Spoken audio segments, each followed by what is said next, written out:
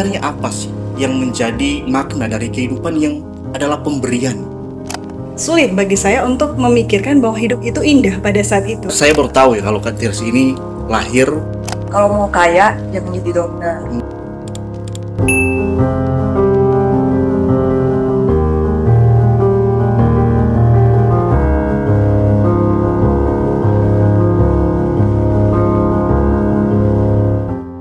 Baik, selamat pagi saudara-saudara, berjumpa di podcast Yayasan Tunas Agung Nusantara dalam program Meet and Greet di pagi ini.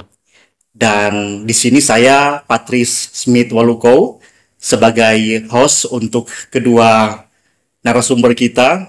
Tapi Kak Grace juga dokter adalah juga yang akan memberikan pertanyaan ya di sini.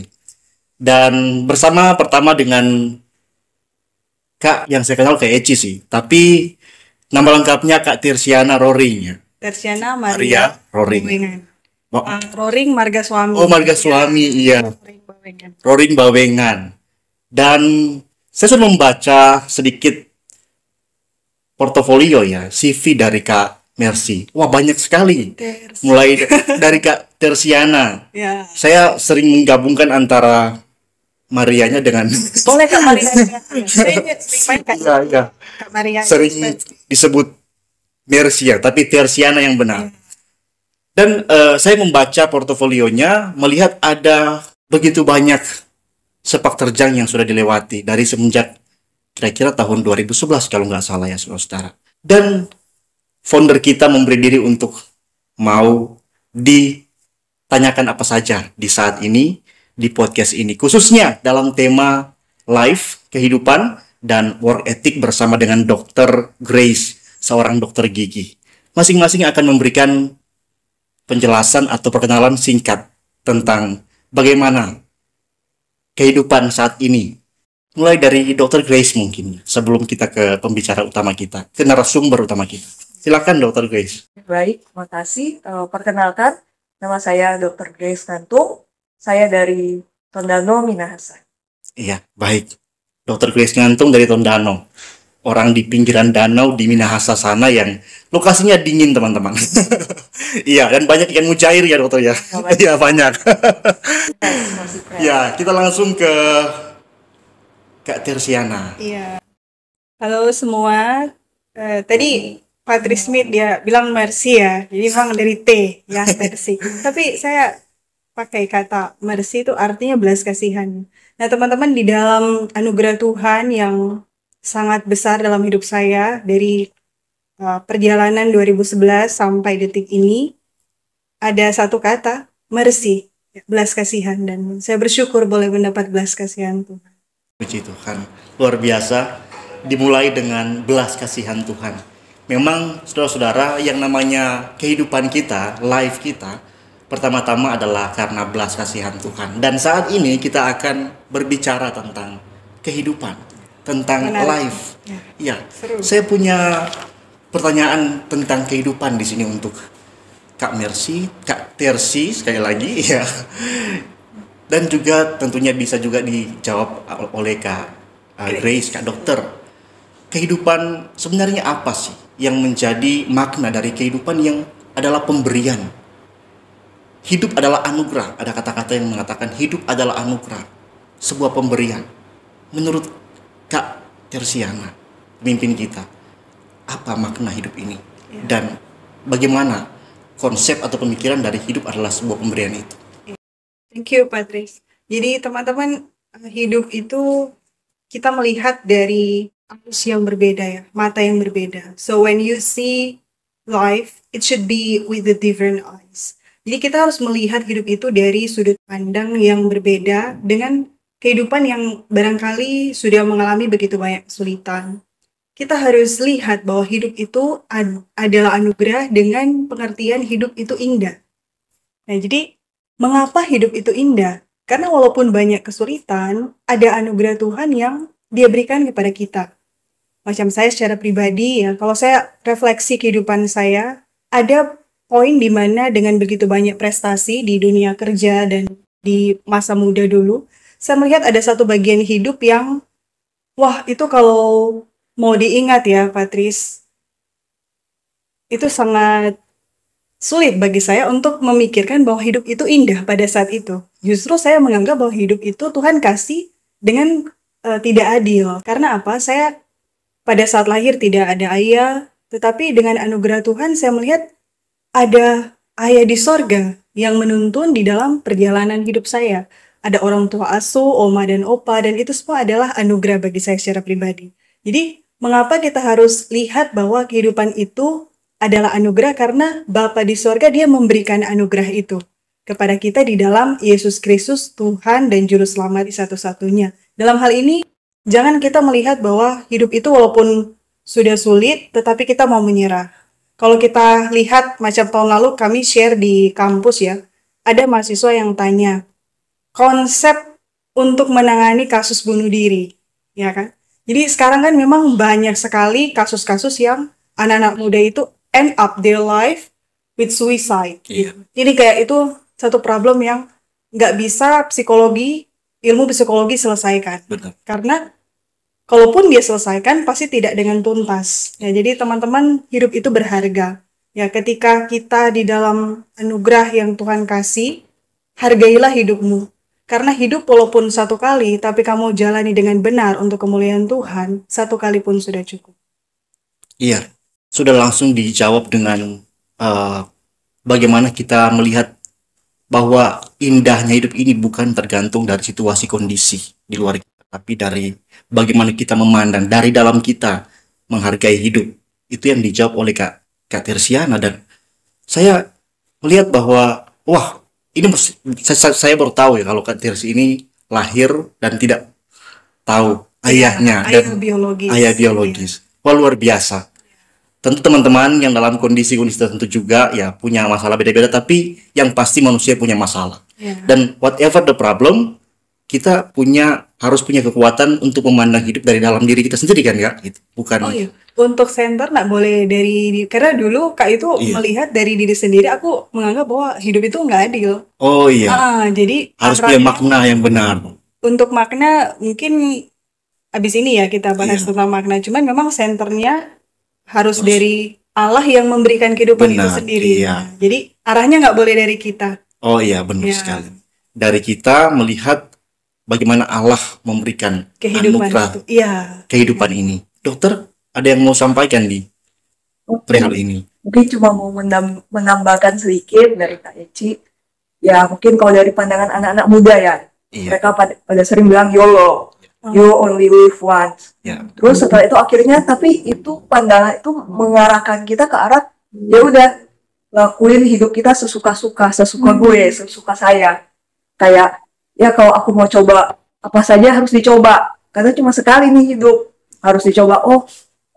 Coba harus pacaran, coba itu pacaran ya tidak apa-apa ya, tapi maksudnya untuk hal-hal selanjutnya yang akhirnya membawa ke arah yang tidak baik, pada punya pemikiran yang oh ya kita harus coba mungkin narkoba atau ya seks bebas.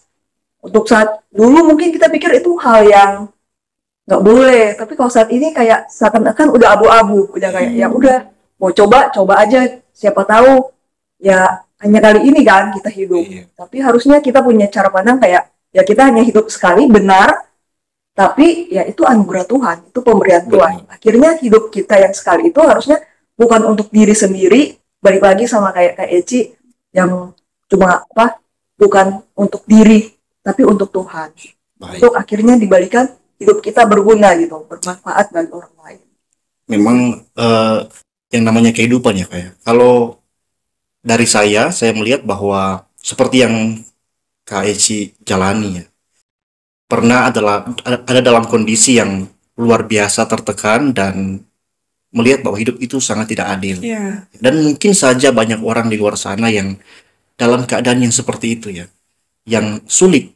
Mungkin saya ingin sedikit memperjelas bagaimana keadaan-keadaan sulit yang mungkin yang kayak Eci pernah jalani dalam perjalanan hidup ini, dan bisa kasih motivasi buat mereka yang mungkin dalam keadaan yang terhimpit saat ini. Iya. Jadi kesulitan itu wah, luar biasa. Kalau kita melihat hidup itu lancar, justru bahaya. Oh iya, semua lancar ya. Artinya tidak ada satu tantangan di dalam kehidupan, wah itu berarti jangan-jangan Sang Pencipta sudah tinggalkan kita. Jadi ketika dia mengizinkan satu yang awalnya kita lihat itu sebagai satu ketidakadilan dalam hidup kita, justru di sanalah letak keadilan Allah yang menciptakan kita. Karena waktu dia menciptakan manusia itu, dia menciptakannya dengan gambar dan rupa dia. Betapa berharganya manusia itu. Nah, dalam hal ini ketika kita melihat kesulitan ya, bagaimana motivasi supaya kita tidak menyerah pada kesulitan. Ingat bahwa penghiburan itu manusia memang cari ya. Nah, tapi penghiburan yang sejati itu di mana? Jadi, kemanakah penghiburan yang sejati yang kita boleh dapatkan?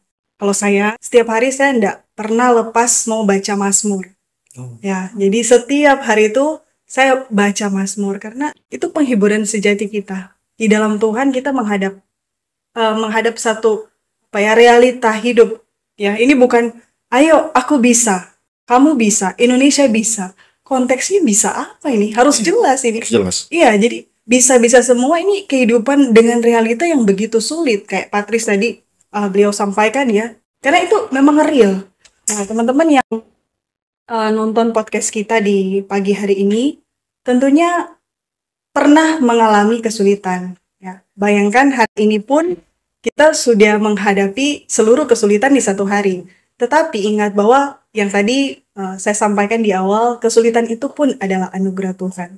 Jadi hati-hati kalau kita nggak dapat kesulitan, ya kan? Artinya memang kesulitan akan ada, bagaimana cara kita memandang itu, dan jangan lari dari satu kenyataan hidup bahwa pertama hidup itu indah, hidup itu anugerah, hidup itu nyata, dan hidup itu akan dipertanggungjawabkan kepada yang memberi hidup.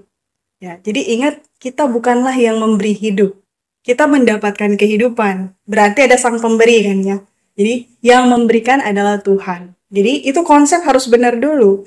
Karena kalau konsep kita kayak tadi Dr. Grace dia bilang, kalau kamu hidup hanya memikirkan pertama diri sendiri dan hidup bagi diri sendiri atau seenak-enaknya sendiri ya, itu bagaimana kamu akan bertanggung jawab kepada yang memberikan kehidupan itu. Demikian. Iya, luar biasa jawaban yang diberikan.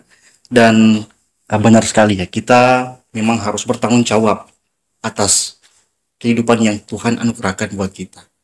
Dari Dr. Grace, kira-kira menurut Dr. Grace ya, sebagai seorang dokter dalam perjalanan tugas ini, apa kesulitan yang mungkin dokter lihat dari aspek kehidupan ini dari sebagai seorang dokter?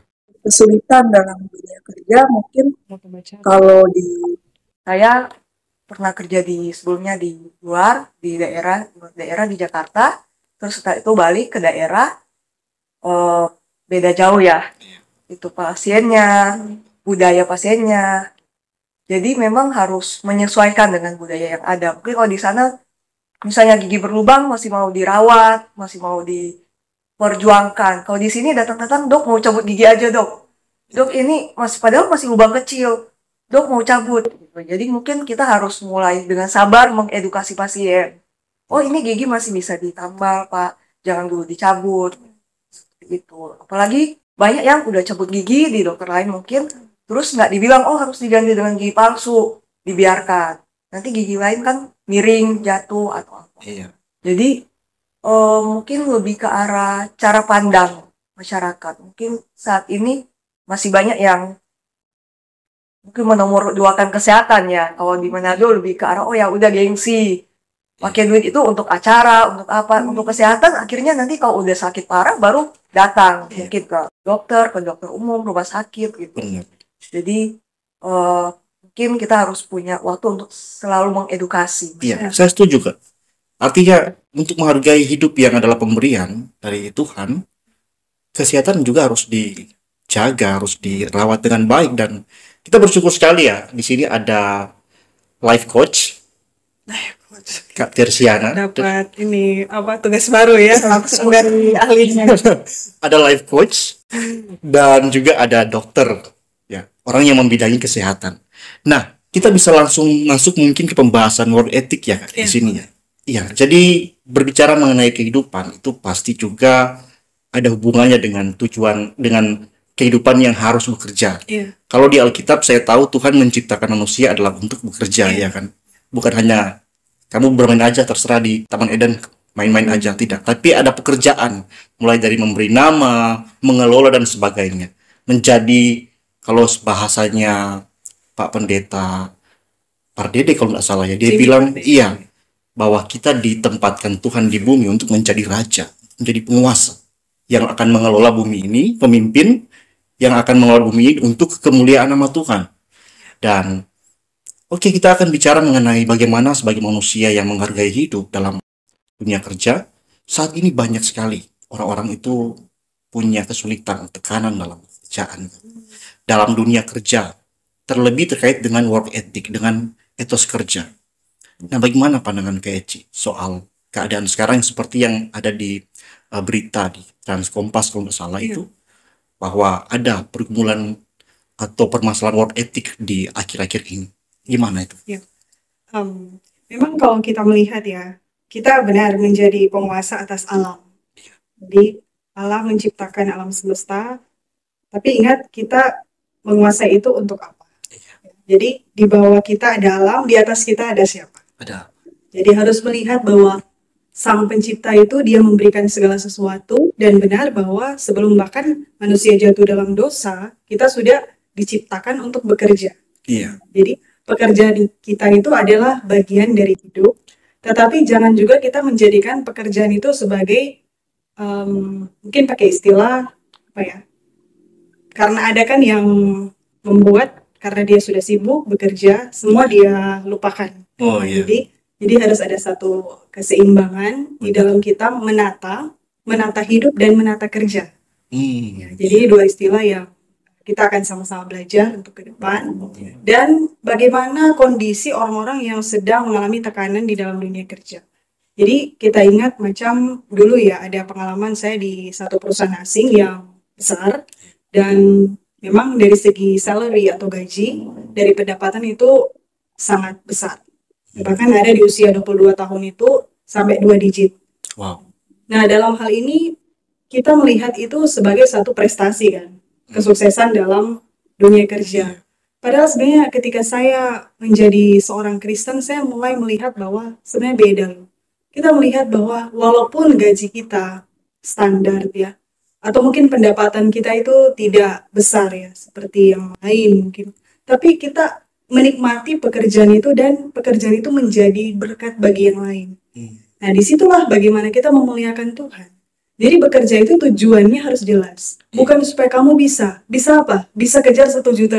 Oh, ini kan ngaco. Benar-benar. Ya kan, nggak boleh. Artinya arah dunia kerja sekarang itu dengan segala daya jual, ya, sumber daya yang banyak, resource, ya, tapi juga ada tekanan-tekanan tertentu.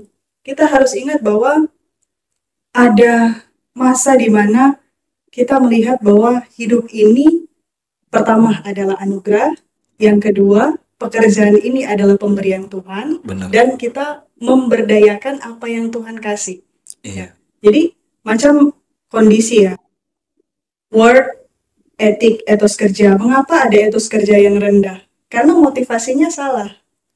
Ya kan? Dia pikirannya ya memang tidak salah ketika kita bekerja, memang kita mendapat upah ya. Iya. Jadi memang linear kan, Iya. kita kerja ada upah, dan itu wajar. Wajar.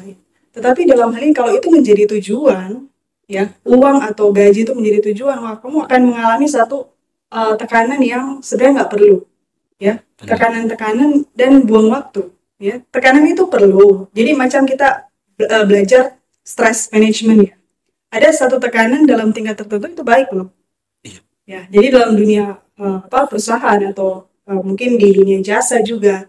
Jadi ada satu macam kita sampai pada level tekanan tertentu itu membuat kita justru lebih kerja lebih mantap, ya, terus kerja lebih cepat dan lebih cerdas, ya. Tapi kalau tekanan-tekanan yang sebenarnya tidak perlu, ya, kita jadikan itu beban, justru potensi kita yang terbuang-buang percuma. Ya, kemudian yang terakhir ya, mungkin sebelum ke Dr. Grace. Jadi ada kan pimpinan tuh menekan karyawan ya. Ada macam deadline atau target. Ya, ini teman-teman yang mengalami permasalahan itu, ya saya selalu melihat bahwa setiap pimpinan yang Tuhan kasih itu memang tidak sempurna ya. Nah, mereka juga adalah manusia yang biasa, sama dengan kita. Tapi ketika kita menjadi seorang karyawan bekerja, ingat bahwa leader itu diberikan untuk juga selain mengawasi kita, dia bertanggung jawab atas seluruh pekerjaan kita. Tentunya tidak boleh lepas dari tanggung jawab pribadi. Jadi itu bagaimana kita menghargai otoritas yang ada di atas kita. Iya. Itu, Patris. Saya tangkap bagus sekali ya tadi yang dikatakan oleh Kak Tersi ya. Bahwasannya ternyata yang pertama, kita tidak boleh hanya terfokus dengan kerja, jadi workaholic gitu ya. Yang nggak punya lagi waktu menikmati yang lain, cuman kerja aja. Nggak boleh, kita harus bisa mengimbanginya, dan saat kita bekerja pun kita tidak boleh bekerja untuk tujuan hanya untuk upah atau untuk diri sendiri, tapi harus bagaimana pekerjaan itu adalah pekerjaan yang bisa menjadi berkat bagi yang lain. Benar. But don't get me wrong, jadi kalau kita justru dengan pekerjaan gitu menghasilkan uang yang banyak, ya tidak masalah juga. Yes. Jadi tidak ada yang salah di dalam nggak salah dengan uangnya. Ya, kalau kita menjadikan itu tujuan, iya benar sekali. Iya. Alat yang kita pakai. Benar sekali. Dan saya tertarik ini soal apa yang disampaikan ini dengan pekerjaan sebagai seorang dokter, profesi ya, lebih tepatnya dalam profesi sebagai seorang dokter, bagaimana apa yang bisa diceritakan? Karena saya percaya sebagai seorang dokter uang bukan lagi tujuan, menurut saya ya. Kalau melihat, bukan lagi tujuan. Karena untuk menjadi dokter aja perlu banyak uang untuk untuk juga sekolah kedokteran. Harus dibenahi ya. Dunia medis ya. Oh begitu ya, iya. Untuk saat ini setahu saya ya untuk menjadi dokter itu, jadi saya percaya orang yang menjadi dokter itu bukan lagi untuk mengejar uang, tapi pertama-tama untuk bisa melayani. Nah, bagaimana dokter sepanjang karir sampai saat ini, kebahagiaan apa yang ditemukan dalam profesi ini dari seorang dokter Grace? Sih untuk pertanyaannya cukup kaget juga ya, agak levelnya ke dokter. Tapi memang secara pengalaman, kalau dokter gigi memang sekolahnya agak murah, memang sesuai. Dan agak murahnya berapa ini ya? Murah versi siapa dulu ya? Kalau versi. Tapi mengingat standarnya, ada sebenarnya. Mengingat ada salah satu dosen pernah bilang, kalau mau kaya jangan jadi dokter, jadi pengusaha. Jadi dari statement itu jadi kepikir, buat apa mau jadi dokter? Dan mungkin sama kayak Patris bilang, harus melayani. Tapi ya nggak semua punya pemikiran seperti itu kan. Lagi dokter-dokter gigi yang baru lulus, banyak pikir, saya baru lulus udah buang duit segitu banyak, kapan balik lagi? Karena ada share dari salah satu junior bilang dia bandingin gajinya dengan temannya, dan dia merasa insecure. Kok gajiku cuma segini? Tapi memang secara real, memang sebagai dokter banyak yang gajinya kecil. Kalau mau dibandingin sama pengusaha mungkin jauh banget. Tapi ya bagaimana kita menghidupi panggilan kita? Memang apakah itu panggilan kita sebagai dokter gigi atau bukan? Kalau bukan menyalahkan pengusaha ya, pengusaha juga kalau kita dapat panggilan pengusaha, kita bisa jadi berkat lewat jadi pengusaha, membantu banyak orang juga. Jadi mungkin balik ke arah untuk apa kita mau jadi dokter gigi, untuk apa kita jadi pengusaha, untuk apa kita bekerja. Balik lagi ya karena hidup anugerah Tuhan, dan kita mau jadi anugerah buat orang lain. Dan saya percaya ya, Ci, kalau misalnya kita sebagai seorang pekerja di dunia kerja kita, itu pasti ada tantangan, ada banyak sekali pergumulan. Dan akhir-akhir ini itu muncul istilah yang namanya job hugging. Iya, ada orang-orang yang sebenarnya ya di dunia pekerjaan itu mereka tidak lagi menikmati pekerjaan itu. Mungkin ada banyak sekali tekanan-tekanan yang dia dapat di tempat itu, tapi karena yang penting ada pemasukan, atau mungkin karena khawatir pas masuk ke tempat kerja lain itu gagal, jadi dia memeluk erat pekerjaannya karena cuman ini. Ya. Bagaimana menurut Kak Eci? Apakah bisa seperti itu ya? Ya, ini memang realita yang terjadi ya. Ya. Dan kalau ada media yang meliput bahkan mengeluarkan satu berita yang jelas-jelas ada, berarti kan mereka sudah melihat, oh ini udah melalui penelitian gitu ya, secara singkat. Berarti mereka ambil sampel, ya kan? Dan mereka doing research, ya kan? Tidak hanya sekedar meliput berita, tapi mereka udah mengamati. Karena memang itulah kenyataan yang terjadi di Indonesia ya saat ini. Tetapi kita sih kalau di dalam kondisi yang nyaman-nyaman aja, kita nggak akan melihat bahwa orang lain juga punya kesulitan ya. Nah, jadi ini bagus ya Patris dia angkat satu tema ini. Cuman memang mungkin kita akan bahas di coaching klinik sebentar ya. Supaya ada juga narasumber yang dia sudah 13 tahun di dalam dunia kerja dan kita boleh melihat dan belajar. Iya. Teman-teman stay tune ya di video yang berikut. Ya. Siap.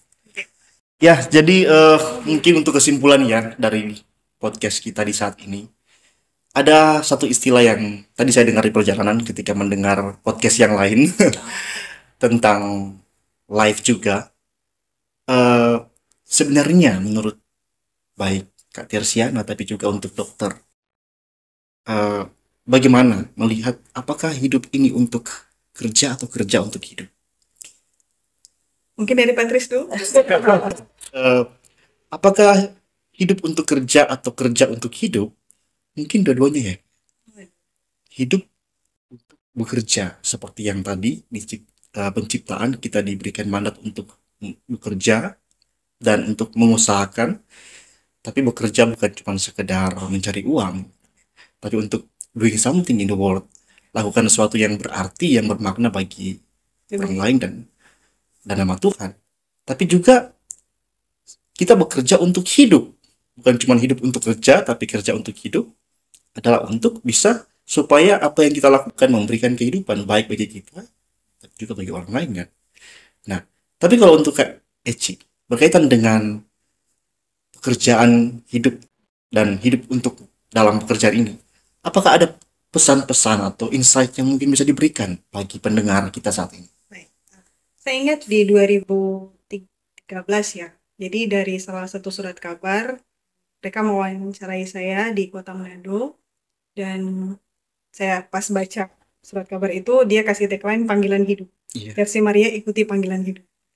Jadi saya melihat bahwa kalau hidup untuk kerja, kamu harus tahu hidup untuk kerja yang paling tinggi itu apa. Ya. Waktu kamu menemukan satu panggilan hidup, mengapa engkau ada di dunia ini? Dan untuk apa engkau ada? Karena Allah mencipta bukan sekadar dia main dadu, enggak. Kita nggak boleh lihat, oh ya udah ini keluar ini baru, enggak. Dia ada satu rancangan. Kita harus melihat sudut pandangnya, he has a plan. Benar. Ya. Sang pencipta punya rencana waktu menciptakan kita. Itu pertama. Kemudian yang kedua,